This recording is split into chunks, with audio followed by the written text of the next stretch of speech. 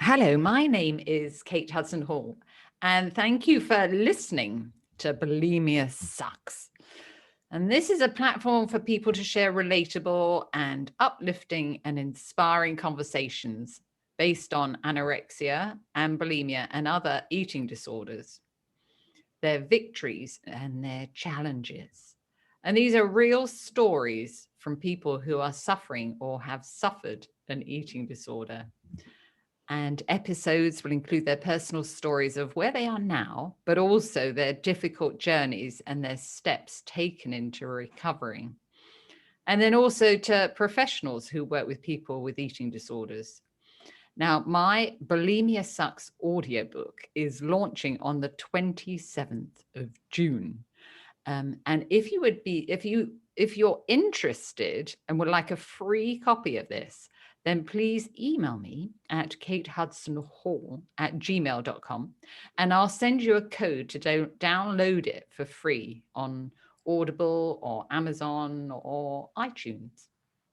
Now, our guest today, I'm very excited to welcome Leslie Lindsey Davis. And she is the author of 4 books.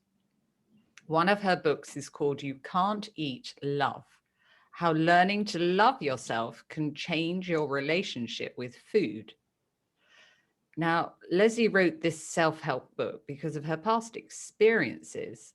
And Leslie's been through the treacherous dieting cycle, going from phases of binging and purging to depriving herself of food and not eating anything, and then onto a miracle liquid protein diet, which, funnily enough, didn't work.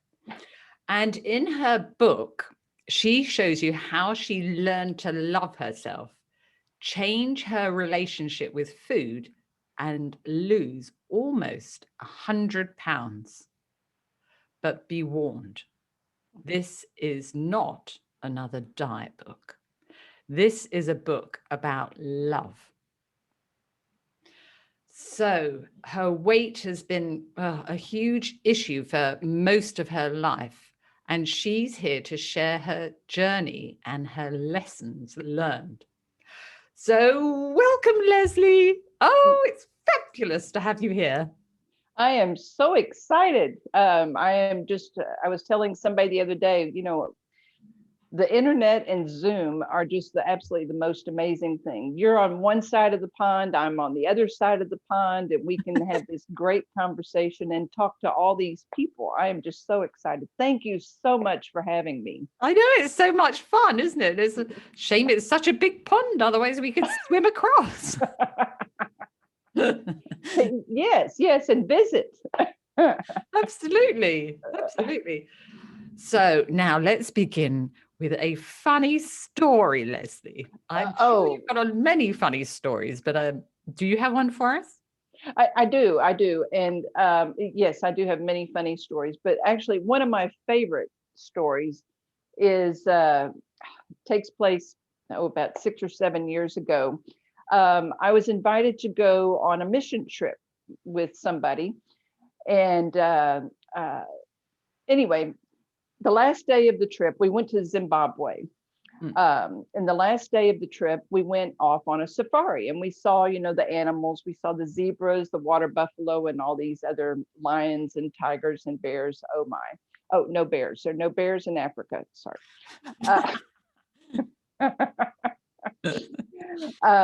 Anyway, as we were approaching the end of the safari, I saw up on a hill these 2 elephants, and they were just massive, massive elephants. There was a male and a female, and the male had to have been at least 100 feet high, at least. And the female had to be at least 50 feet high. Good Lord.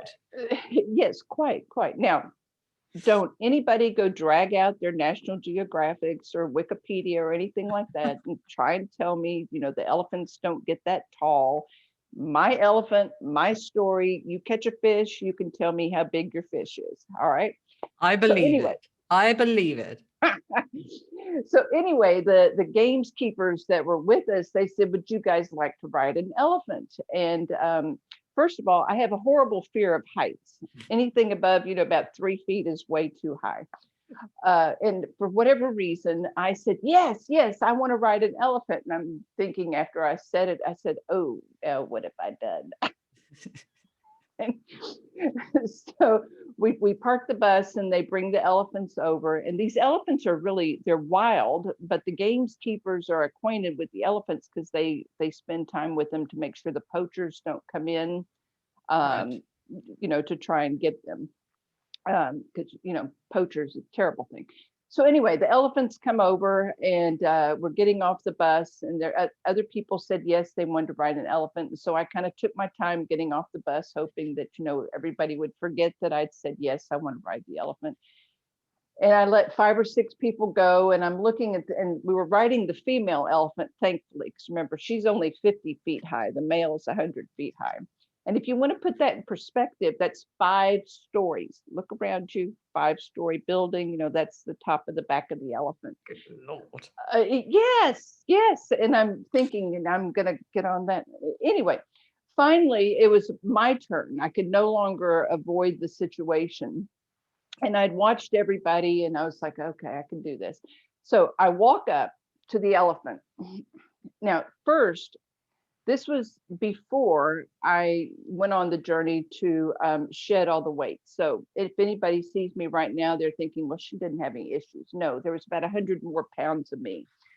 So I was much, much larger. Right. Anyway, and incredibly inflexible because, you're inflexible. You don't move. I didn't move a lot. So I walk up to the elephant, and you know how you get on a horse, right? You put your foot in the stirrup, you swing your leg over the back of the horse, you sit down, and all is great, right? Okay, good.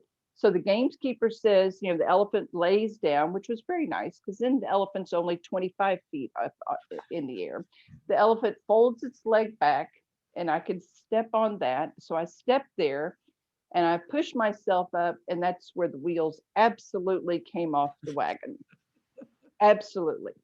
Remember, when you get on a horse, you're supposed to swing your leg over the back of the horse. You settle yourself, you're good. No, not me. What do? I have my left foot on the elephant.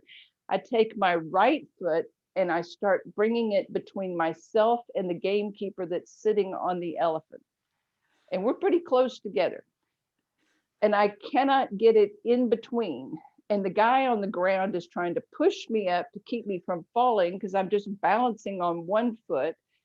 And then I'm struggling to get my foot in between myself and the gamekeeper. And he's trying to keep me from falling off as well.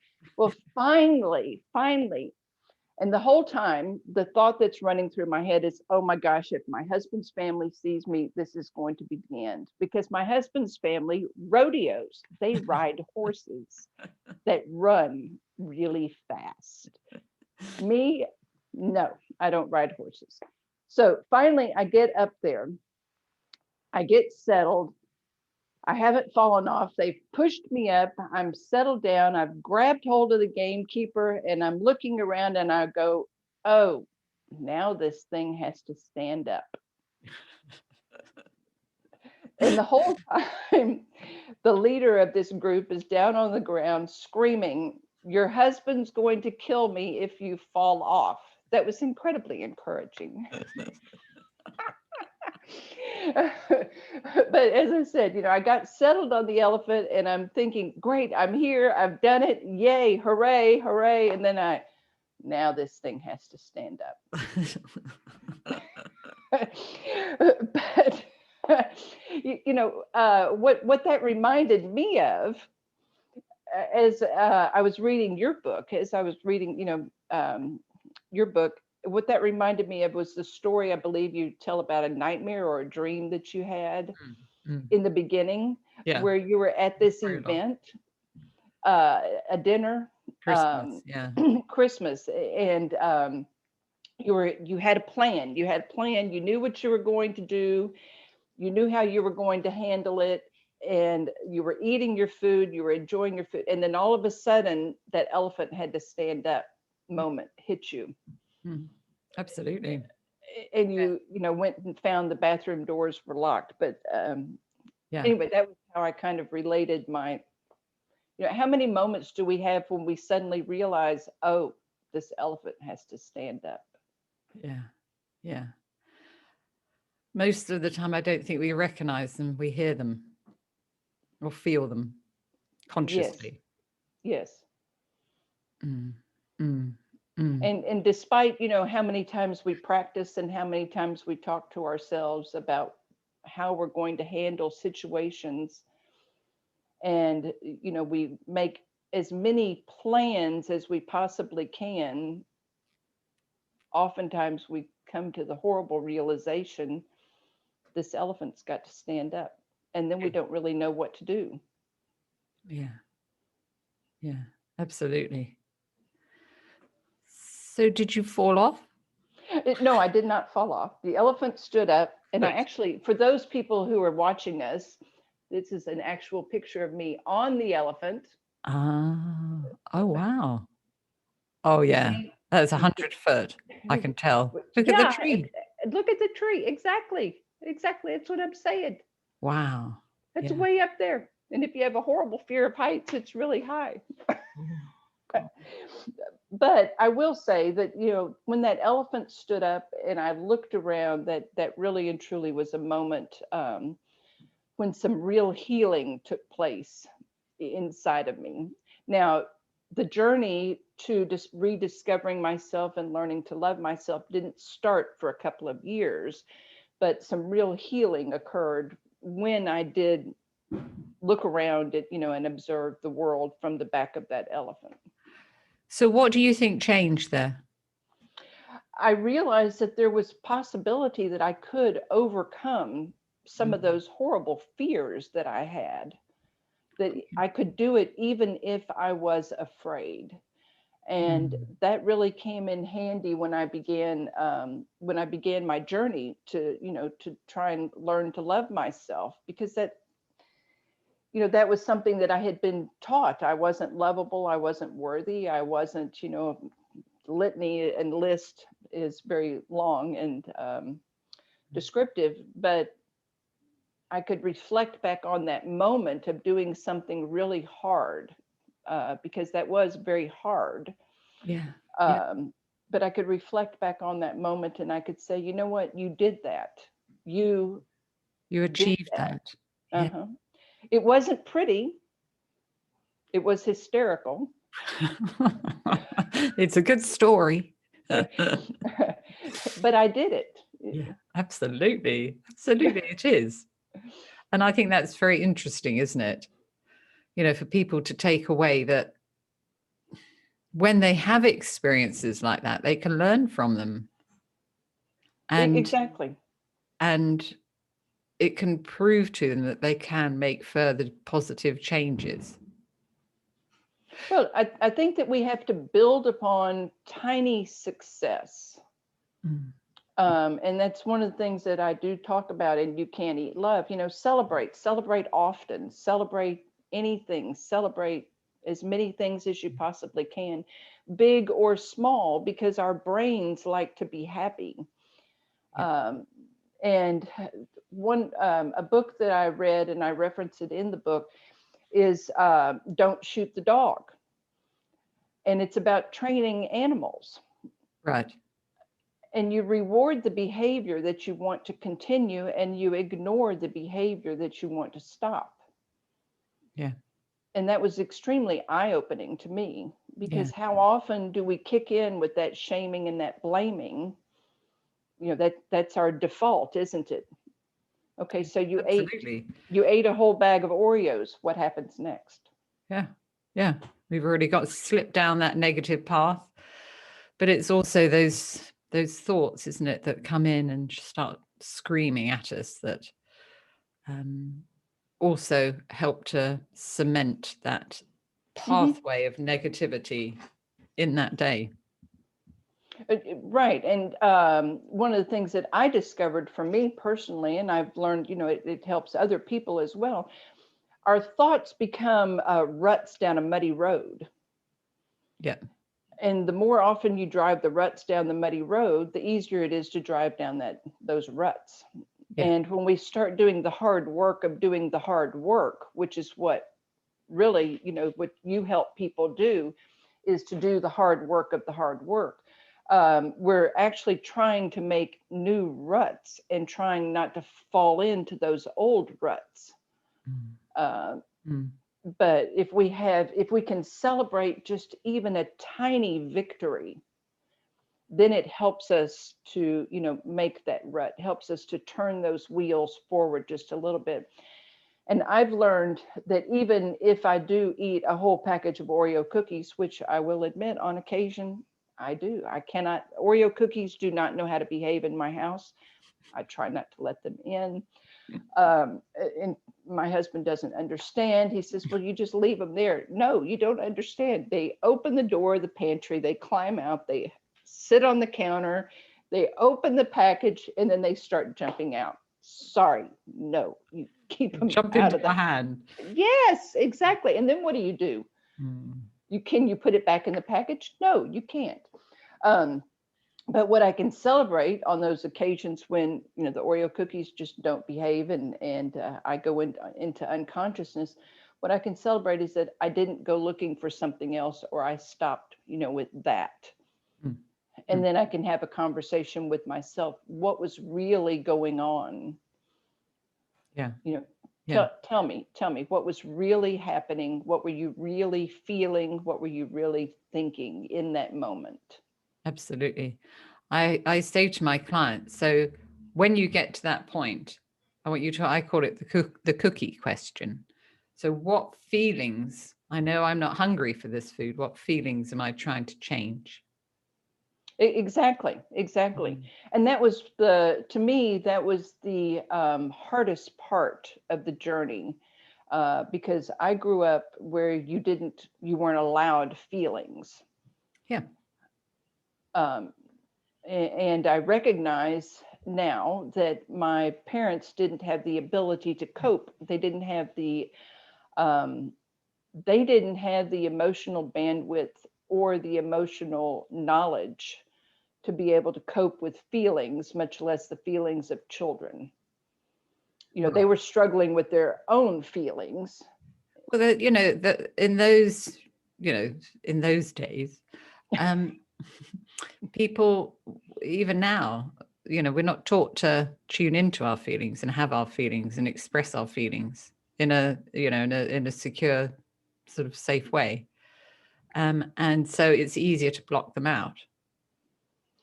Right. And I say in the book, I was really good at being, mad, angry, and I mastered that one. Mm, Did a really absolutely. good job. So Leslie, so your pattern with your disordered eating. So how old were you when that started, and then sort of weaved its way in and out of different um, forms of disordered eating? It really started when I was in the 6th grade. Right. And I believe that it started at that point in time because we had moved back from Venezuela. We lived in Venezuela for 5 years when I was growing up. And so, as a consequence of living in American camps, there wasn't a whole lot of variety of food and things like that. So you come to the States and there's the toot and tote or the convenience store, the tuck shop, just right there, where you can ride your bike and you can buy all kinds of candy and delicious things, and you could eat them on before you got back home. And so nobody knew that you were doing that. So I believe it started back then, if I'm really honest with myself, that going from not having simply because it was not available to suddenly there's this abundance Yeah. of options and I need to have them all right now. But at the same time, what was going on was we we moved back from Venezuela, but the way that we did it was my parents sent my brother and sister and I back to the States for the summer. And then they came and said, oh, by the way, we're not going back home. We're staying here. Uh, Oh. and yeah, it was a real struggle for me Oh, Um, and I'm sure it was for my other siblings, but for me, it was a real struggle. And I tried to, have that conversation with my mother, and she didn't really want to have the conversation, get over it, it'll be okay. That whole get over it mm, nonsense.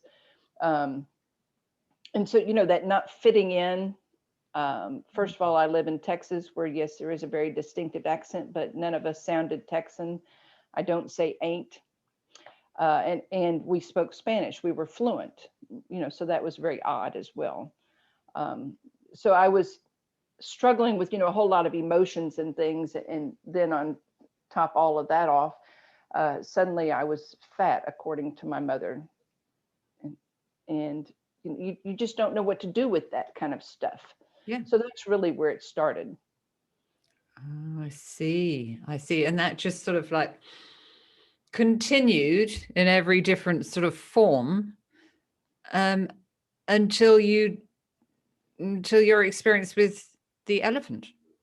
Exactly, exactly. Because I was trying everything to be something that I thought other people wanted me to be. But with, getting on the elephant, it opened my eyes. I can do hard stuff, but it really wasn't until about a year later, when I hit an absolute rock bottom, that I decided, okay, this isn't working. What we need to do is we need to figure out how to love yourself. Right. Right.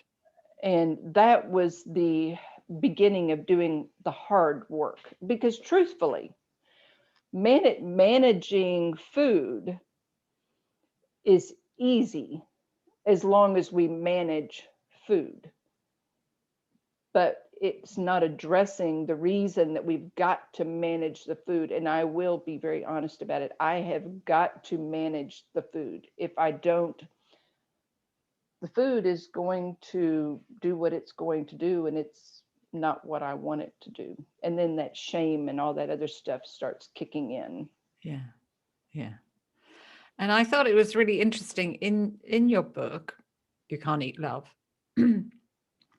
I think it's in chapter 10, where you talk about triggers. Mm, And what is really interesting is the way that you explain, when you were cooking that brisket, that roast right. with the fat, and you brought it out of Mm-hmm. the oven, and then you were eating the fat, and it brought Mm-hmm. back all of those same feelings and memories of when you were younger at Christmas time. And for so many people, they're not aware of that behavior, and how when they eat certain foods or make certain dishes or whatever it may be, and they're eating it, that it brings up all of these memories that are running in the background of their mind, and they don't even realize it, that causes them to, maybe want more of that experience, that lovely memory. So therefore they eat more and then continue and continue.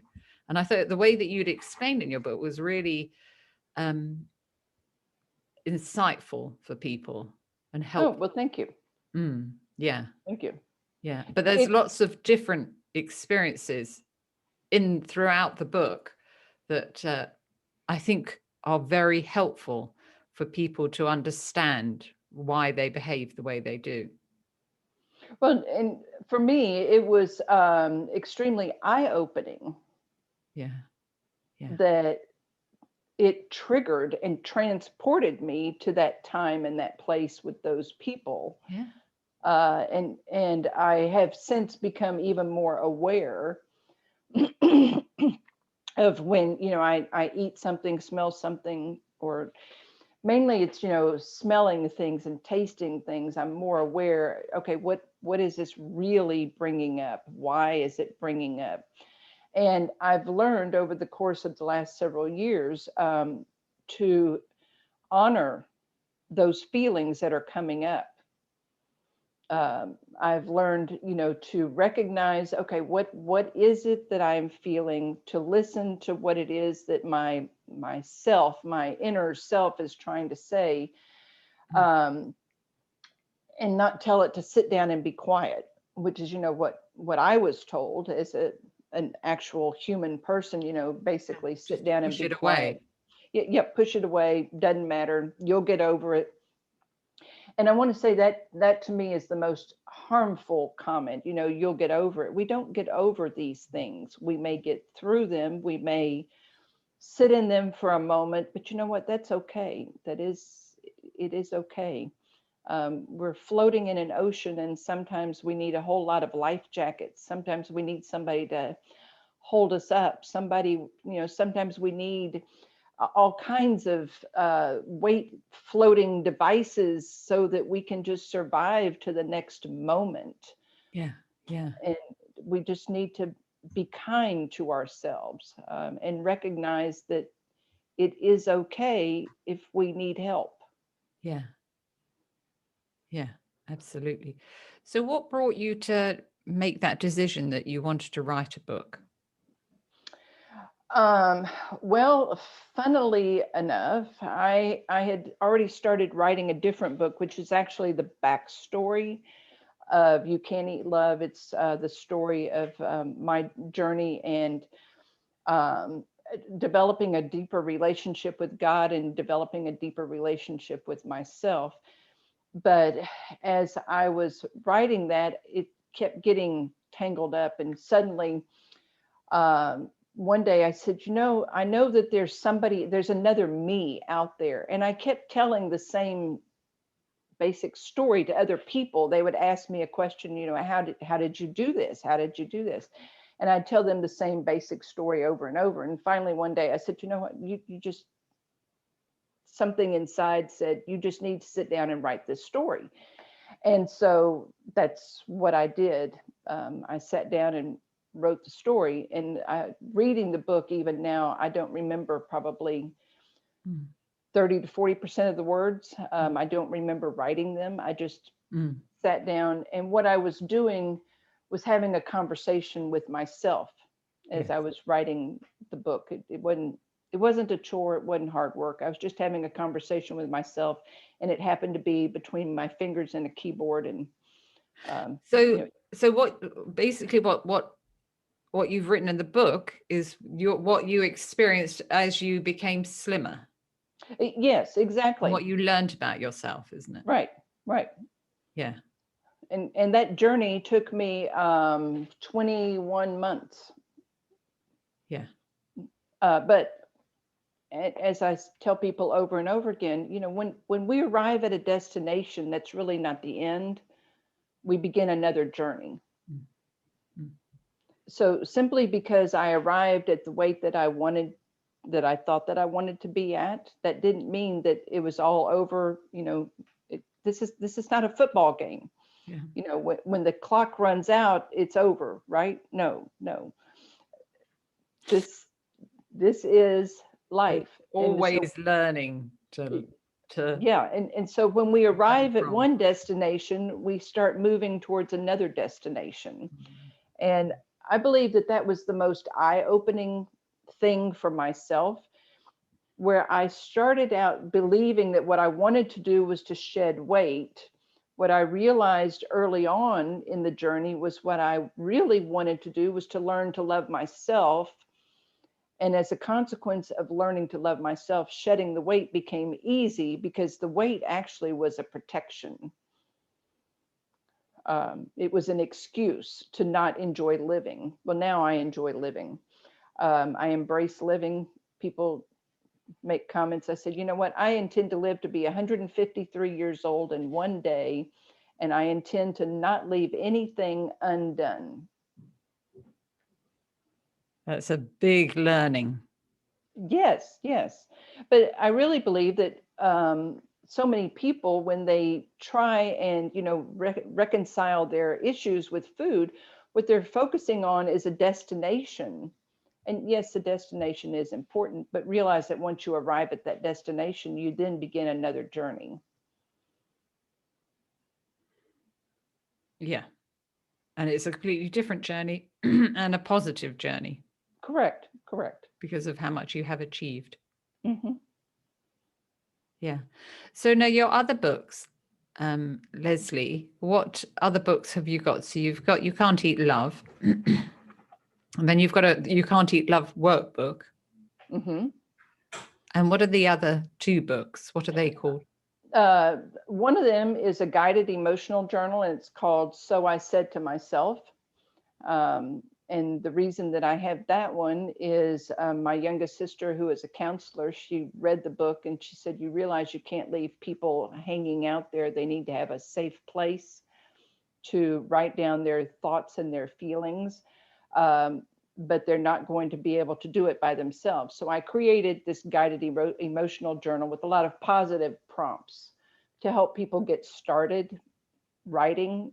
And if they choose to continue using it, fabulous. If they just start picking up a notebook because now they understand how to have that conversation, great.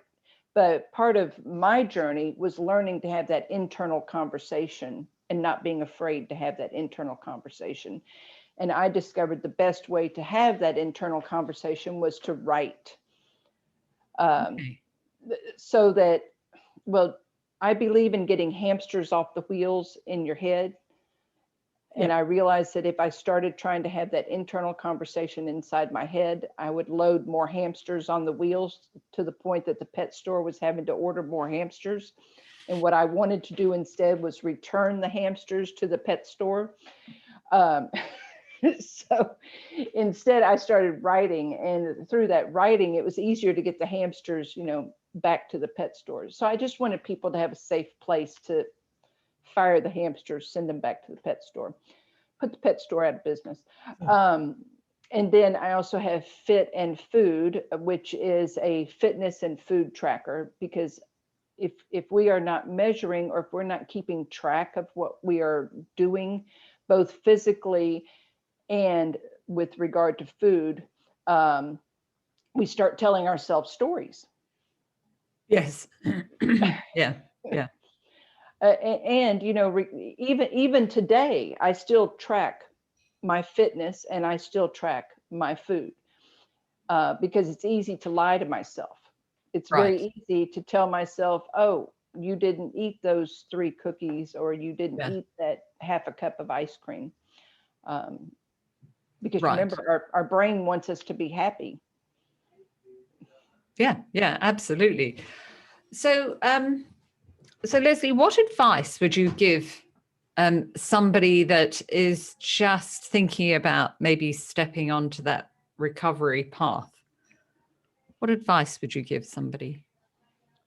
Um, the first thing that I would say to them is figure out why you want to go on this journey. Why do you really want to go on this journey? And that part, even though I say it, that part is actually extremely difficult. Why I have learned is in the lizard part of our brain. We don't have language in that part of the brain. We have feelings. So because we don't have the language for that, we've got feelings for it. I say, figure out what it is you want your life to look like when you have gone on this journey. What is it that you believe that you will be able to do? How do you see things being different? What do you see yourself accomplishing? How do you see your life when you have completed this journey? And I say to people, sit down with pen and paper and a box of tissues and be absolutely tears pouring down your face, honest with yourself about what you want your life to look like when you have gone on this journey. Write those words down, have that conversation with yourself, be really specific. And I do not want it to be anything about your weight or anyone else. And why do I say that? I recognized that if I kept focusing on my weight or other people, then I could come up with excuses for giving up on why I wanted to do this.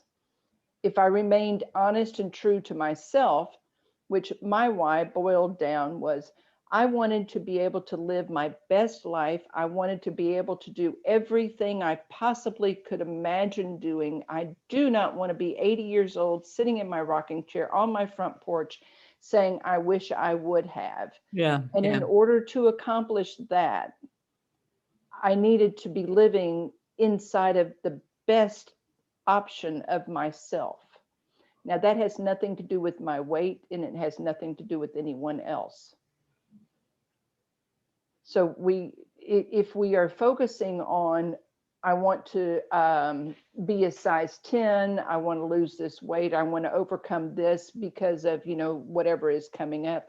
Well, once that thing arrives, then what do? You lose your sense of why you've gone on the journey. Yeah. Now, I will warn people, your why changes, it shifts, it adjusts. You must be aware of when you feel as if you are losing your tenacity, you're hanging on this, your grip on that why. Take a step back, take a deep breath, sit down, reevaluate, readjust, amend it so that your why is fitting who you are right now. Yeah. Yeah. Because who you And are I think today is not who you are tomorrow. absolutely. And I think it's really important that when you're changing, or initially when you're figuring out why you want to make these changes, and it's really important to have clear visual image of how you want to be in the future, Yes. and bring up that picture and make it as Yes. big as possible, make Yes. it lovely and colorful, make it into a movie, and make it as, put a big frame around it, make it as enticing as possible to go with your goals of how you want to be, what you've got written down, just to help to reinforce and help to guide you and work with that goal. Right. Yeah. Because when we make it nebulous, well, then it's easy to not hang on to it. But I love how you said, make it into a movie, put a frame around it. Keep it where you can see it. You Visualize don't it. have to, Keep it in the you don't front have of to, your mind. exactly, and put it where you can pick it up and you can remind yourself. Mm. And crazily enough, I also recommend, find a photograph of yourself where the expression on your face is just absolute joy pouring out of your face, so that when you see it, you see the joy, so that you can hold on to that feeling. Because so many times, what we are dealing with is denial of feelings. Yeah. Yeah. And for people, I think as well, people that maybe have gone from a normal weight, whatever that may be, normal, and then their weight has fluctuated, and maybe they've sort of traveled back and forth with their weight. But if they have a photograph of themselves from before, or when they do look slimmer and they look really happy, to use one of those two photos as well, so they can visualize this is how they want to be in the future. Yes. Yeah. And focus on the feelings that are coming from it. Because I'm sure, in the work that you do, you probably do a lot of, let's talk about our feelings. Yeah. And let's be honest about our feelings. Yeah. But we have to make it as concrete as we possibly can. Because if it's not as concrete as it possibly can be, we're not going to hold on to it. And then, as you said, we develop our goals from this journey that we're going to go on. And I have realized, I learned, okay, my ultimate goal may be this, but I need to focus on the little goal right in front of myself. Yeah. It's like when you go on a trip, you think about, okay, where's the next gas station? Or sometimes when I'm traveling across Texas, I'm like, okay, where's the next mile marker? But